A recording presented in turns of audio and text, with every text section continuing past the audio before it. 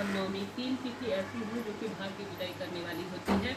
आइए जानते हैं यह तीनों तिथि कब पड़ रही है। आप जानते होंगे अष्टमी तिथि पर माँ भगवती की पूजा की जाती है और मासिक अष्टमी का व्रत किया जाता है। साथ के साथ अष्टमी तिथि पर जितिया व्रत भी किया जाता है। महालक्ष्मी व्रत भी इसी दिन करना सबसे श्रेष्ठ माना जाता है। ऐसे में अष्टमी के दिन आपके घर पर पितरों का श्राद्ध है तो नोट करते हुए चलिएगा तिथि, और साथ के साथ सप्तमी के दिन भी होता है तो वह भी जरूर नोट करिएगा। नौमी तिथि देवी जो देवियाँ होती हैं अर्थात माताएं होती हैं, उनकी जब मृत्यु हो जाती है तो उनके निमित्त आप पूजन पाठन श्राद्ध कर्म इत्यादि के प्रयोग में कीजिएगा। नौमी तिथि पर जो महिला होती है उनका श्राद्ध किया जाता है। तो इस बार 2025 में सप्तमी कब है? सप्तमी तिथि शुरू होगी 13 सितंबर सुबह 7:32 से और 14 सितंबर 2025 की सुबह 5:04 के आसपास समापन होगा। ऐसे में 13 सितंबर को सप्तमी का व्रत उपवास करते हैं या सप्तमी के निमित्त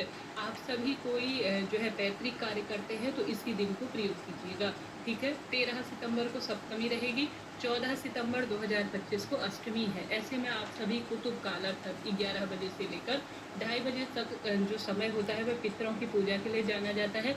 देवी देवताओं की पूजा के लिए सुबह शाम का समय होता है। आप सभी के लिए मैंने पहले ही वीडियो बनाया है कि कैसे आपको दान करना है। आप जरूर उस वीडियो को देखिएगा, वह वीडियो आपके लिए बहुत खास रहेगा। तो अष्टमी तिथि कब है? सप्तमी तो हमने जान ली, 14 सितंबर 2025 को अष्टमी है। इसी दिन महालक्ष्मी व्रत किया जाएगा, इसी दिन खरजितिया व्रत होगा और अष्टमी तिथि पर जो श्राद्ध कर्म होते हैं वह इसी दिन किए जाएंगे। अष्टमी तिथि प्रारंभ होगी 14 सितंबर 2025 की सुबह 5:04। अष्टमी तिथि समाप्त होगी 15 सितंबर 2025 को सुबह 3:06 के आसपास। तो 14 तारीख को अष्टमी का श्राद्ध किया जाएगा। 15 तारीख को सूर्यमुख को देखते हुए नौमी का श्राद्ध होगा। ठीक है, यह तीनों तिथि सप्तमी अष्टमी नौमी बहुत महत्वपूर्ण है। इन तिथियों का लाभ उठाए। जय माता। तो बात है कि 14 सितंबर 2025 रविवार को आश्विन या क्वार मास की अष्टमी तिथि है। यह तिथि पूरे आश्विन महीने की सबसे खास और सबसे बड़ी तिथि मानी जाती है। इसका धार्मिक और आध्यात्मिक रूप से बहुत ही बड़ा महत्व है। अगर आपको कभी ये मौका मिले तो 2 जायफल का एक छोटा लेकिन असरदार उपाय जरूर करना चाहिए, क्योंकि इस खास दिन पर इन दोनों का संयोग बहुत ही कम देखने को मिलता है।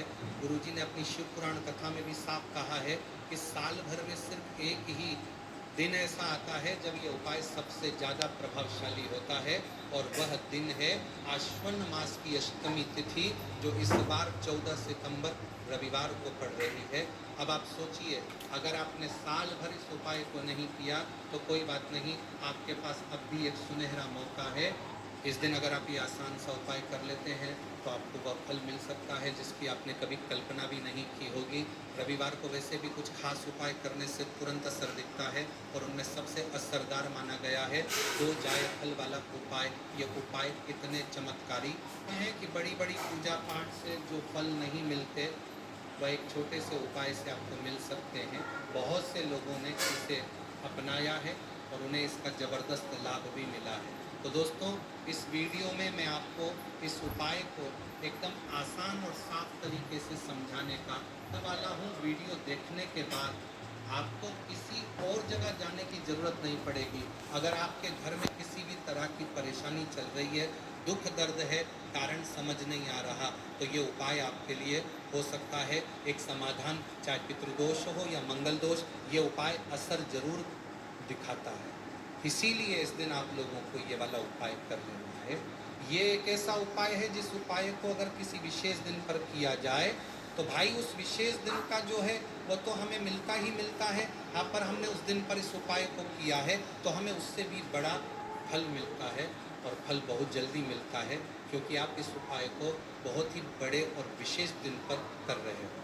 तो चलिए अब उपाय के बारे में बात करते हैं, लेकिन उससे पहले आप लोगों को ये जानना आवश्यक है कि आखिर ये उपाय किस समय करना है, किसको करना है और कैसे करना है। तो चलिए हम आगे आपको वीडियो में एक एक करके बता देते हैं, लेकिन उससे पहले ये भोलेनाथ आपके इस वीडियो को लाइक और हमारे चैनल शिव के भक्त को सब्सक्राइब जरूर कर उसके घर कभी दुहक दर्द मत आने देना, और कमेंट बॉक्स में श्री शिवाय नमस्तुभयम ओम नमः शिवाय जरूर टाइप कर देना। तो दोस्तों, इस 2 जायफल वाला उपाय को हमें रविवार के दिन कैसे करना है? दोस्तों, इस 2 जायफल वाला उपाय को आखिर करना किसको है, सबसे पहले हम लोग वह बात जान लेते हैं। तो देखो, घर की जो बड़ी माताएं बहनें होती हैं, उन माताओं बहनों में से कोई भी एक बड़ी माता बहन इस वाले उपाय को कर सकती है। और दोस्तों, अगर आप चाहे तो अपने घर में से सभी सदस्यों को भी इस उपाय को करवा सकते हैं। अगर किसी व्यक्ति की खुद की कोई मनोकामना है, खुद की कोई दुख और परेशानी है जो कि वह अपने लिए ही करना चाहता है, इस वाले उपाय को तो वह खुद अपने लिए भी कर सकता है। बाकी अगर कोई घर में से ऐसा है जो कि अपने पूरे घर परिवार की सुख और शांति के लिए ये वाला उपाय करना चाहता है, तो भाई वह भी कर सकता है, उसमें भी कोई दिक्कत वाली बात नहीं है। कहने का मतलब ये है कि इस उपाय को हर एक सदस्य भी कर सकता है और पूरे घर परिवार के सदस्य के लिए घर की बड़ी माताओं बहनों में से कोई एक माता बहन भी कर सकती है। माताएं बहनें अगर घर में उपस्थित ना हो या वह ये वाला उपाय ना कर पा रही हो, तो फिर घर का कोई बड़ सदस्य भी इस 2 जायफल वाला उपाय को कर सकता है, चाहे फिर वह पुरुष ही क्यों ना हो, उसमें कोई भी दिक्कत वाली बात नहीं है। उसके बाद में दोस्तों, जो अगला प्रश्न निकल कर आता है वह ये आता है इस उपाय को लेकर कि आखिर इस उपाय को हमें किस समय करना है, सुबह के समय करना है कि शाम के समय करना है? तो देखो, इस वाले उपाय को आप लोग सुबह के समय भी कर सकते हो और शाम के समय प्रदोष काल में भी कर सकते हो। अब अगर आप पूछो कि भाई साहब सबसे उत्तम समय कौन रहेगा इस 2 जायफल वाला उपाय को करने का, तो हम आपसे बस यही कहेंगे कि इस उपाय को आप सुबह के समय करेंगे तो ज़्यादा बेहतर होगा। बाकी अगर प्रदोष काल शाम के समय भी करेंगे तो भी अच्छा होगा, उसमें कोई भी दिक्कत वाली बात नहीं है। तो अब दोस्तों, जो अगली सबसे बड़ी और महत्वपूर्ण बात आती है वह ये आती है कि सुबह अगर हम उपाय को करेंगे तो हमें कितने बजे से लेकर कितने बजे तक के बीच में करना है, और शाम के समय प्रदोष काल में करेंगे तो हमें कितने बजे से लेकर कितने बजे के बीच में करना है। तो देखो, सुबह जितनी जल्दी हो सके आप उपाय को करने की कोशिश करना। बाकी अगर किसी कारणवश लेट भी हो जाओ, थोड़ी देर भी हो जाए, तो 10 या 11 बजे तक भी आप उपाय कर लेना, और 12 बजे से ज़्यादा देरी ना हो। ठीक है, इस बात का ध्यान रखना। उसके बाद में दोस्तों, अगर शाम के समय प्रदोष काल की बात करें, प्रदोष काल का जो समय है होता है वह शाम के 6 बजे से शुरू हो जाता है। मतलब शाम के 6 बजे से लेकर 7 बजे के बीच का जो समय होता है, ये समय प्रदोष काल का समय होता है। यह समय तो आप इस उपाय को 7 या 8 बजे के बीच में भी कर सकते हो। मतलब शाम के 6 बजे से रात 8 बजे के बीच में आप कभी भी इस वाले उपाय को कर सकते हो, उसमें कोई भी दिक्कत वाली बात नहीं है। तो चलिए जानते हैं इस विशेष उपाय के बारे में। आज का ये वीडियो बहुत ही खास होने वाला है, क्योंकि रविवार में किए जाने वाले 3 विशेष उपाय आज आपको इस वीडियो में बताए जाएंगे। ये उपाय आप अपनी समस्या के अनुसार कर सकते हैं। इन उपायों में आपको धन प्राप्ति के उपाय बताए जाएंगे, आपकी मनोकामना पूर्ति के उपाय बताए जाएंगे। जीवन में किसी भी प्रकार के संकट चल रहे हैं, समस्याएं चल रहे हैं, उनकी मनोकामना पूर्ति के उपाय बताए जाएंगे। इसमें अपनी बात में आपका अट रही हैं तो उनको दूर करने के उपाय बताए जाएंगे। देखिए, यदि हम किसी भी प्रकार के उपाय को निश्चित दिन और निश्चित तिथि पर करते हैं तो इसका हमें बहुत अधिक लाभ मिलता है, और इन उपायों को करने के बाद हमारे जीवन में बहुत अधिक परिवर्तन आता है। साथ ही साथ ये जो उपाय आपके जीवन की सारी परेशानियों को और सारी बाधाओं को दूर करने वाले।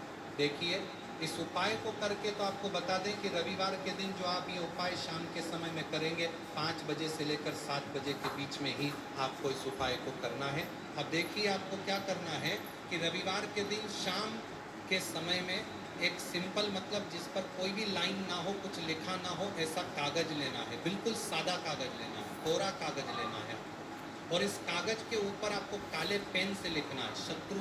अपने शत्रु का नाम यहाँ पर नहीं लिखना है आपको, क्योंकि बहुत सारे लोग हैं जिन्हें अपने शत्रुओं के बारे में पता भी नहीं होता है, या अपने शत्रु का नाम ही नहीं जानते हैं, या ये भी नहीं पता होता है कि ये व्यक्ति मेरा शत्रु है। तो सिर्फ और सिर्फ आपको उस कागज पर काले कलर पेन से कलम से शत्रु लिखना है तो जब भी आप इस कागज पर शत्रु लिखते हैं तो ये आपके एक शत्रु को दूर नहीं करता है, एक शत्रु को शांत नहीं करता है। आपके जीवन में जितने भी आपके शत्रु होते हैं, चाहे वह सामने से कोई शत्रु है, व्यक्ति है जो सीधे सीधे आप पर वार करता है,